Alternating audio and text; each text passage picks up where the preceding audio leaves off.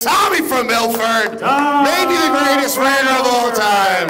Your New Yorker sports rant begins now. Now, Tom is an intern. Are we allowed to say that? Yeah. Well, yes. I just did. So I have to treat you, Tom, as if you were an intern. That's the way I did today. That's fine. Press on tape, sit there, shut up, and answer the phone. So that's. What do you? Now go ahead. It's absolutely fine. No, I'm gonna buck the trend here. I'm gonna talk a little Knicks basketball if you guys don't. By the way, I got nasty with Tom today. Why? Because I was out there cutting tape. It was stressful. I was, I had some personal issues that I was dealing with, and stuff was going on, and people were calling the newsroom. And, Sal, I'm like, who is it? Oh, this guy won. Hey, right, Tommy? And I yelled at you a little bit. Tom's done a great job. It's okay. I'm sorry. I know. I understand. I It's a part of being an intern. I completely understand. Was I nasty though? Were you like, holy shit? No, it was.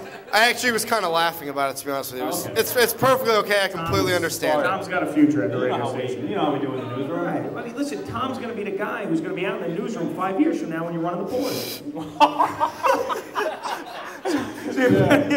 Swallow the finger, yes. Don't take shit for that guy right there. No. It's okay. No, I want to talk a little Knicks basketball here, and everyone's talking about the Knicks are playing well lately, and oh, they're going to get the 8th seed and everything. I really hope they lose every other game from now on. And I'm a Knicks fan. What are you playing for right now? You're playing for the 8th seed so you can make the playoffs, so you can get embarrassed by Cleveland, so you can get embarrassed by Boston.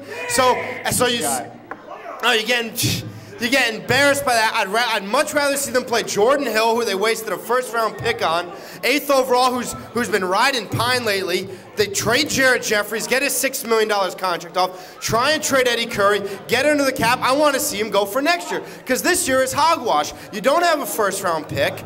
I don't want to see the Knicks get to the playoffs and then just get smashed by 30 points every game by Cleveland like they're going to. But you just said that they don't have a first-round pick and you don't want to see them make the playoffs. That is exactly a wrong statement, because the reason why they need to make the playoffs is because they don't have a first-round pick. And if they do make the playoffs, that means that some of these guys, like Gallinari, like Chandler, like some of the younger guys on this team are playing well, and that's what you need, is you need to have a good core playing well together as you go forward, and you try to track some of these free agents, and you try to win a championship.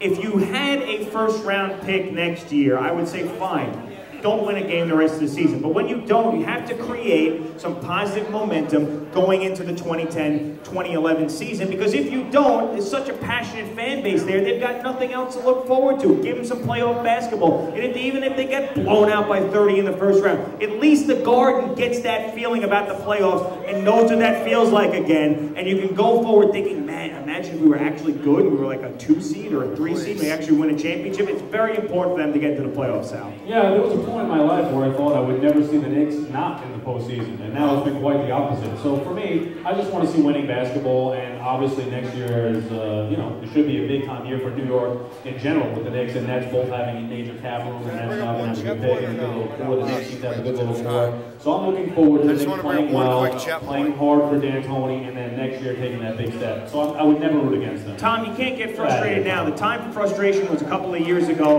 when they were ridiculously over the cap. Isaiah Thomas seemed to be firmly cemented in this organization. Dolan not letting him go. Right now, there's light at the end of the tunnel. Don't get frustrated now. Just sit there. You're almost at the end here, Tom. I understand that. I want to bring up one quick Jet point. Get it all out, because you're not saying a word when you come into the newsroom. Go ahead. It's fine. No, I want to make one quick Jet point before I scurry away.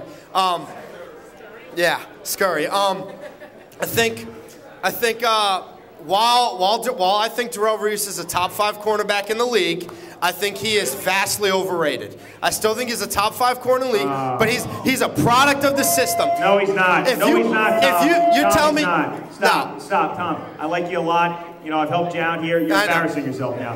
The guy is a tremendous corner. If you watch him in run support, in pass coverage, he is sitting there. He's sticking onto that wide receiver and looking for the football before the receiver does. He seems to know the route that the receiver is running better than the receiver that's running it. I wanted to knock this guy. I wanted to say it's just a fad and everybody's jumping on Revis. He's very, very, very good. There's not a guy better in the league than him. I still think he's a top 5 corner, but if you put a guy like Nnamdi Asomugha or an Antoine Winfield or a Charles Woodson in the Jets system where they play 80% man, oh come on! If you're putting Revis in Oakland where they play half zone, you think he's getting as much publicity as he gets now? I'm telling you right now that pick that he made in that wild card weekend game where he turned around, he was looking for that football, caught it, spun around. This guy is a tremendous player. And Brian Baldinger, who's a guy who I think gets not enough credit for being one of the best analysts in football, yeah, I think it's great, said that this guy, if anybody wants to learn how to play corner ever, all you have to do is pop in one tape any game of this guy, and he will show you exactly, textbook, how to play the position. He's a phenomenal corner. I didn't want to give him as much credit as he deserved. He's another guy that now that I've seen him do it in big spots against big receivers all year, you cannot discount how good of a player Darrelle Revis is. Yeah, I don't think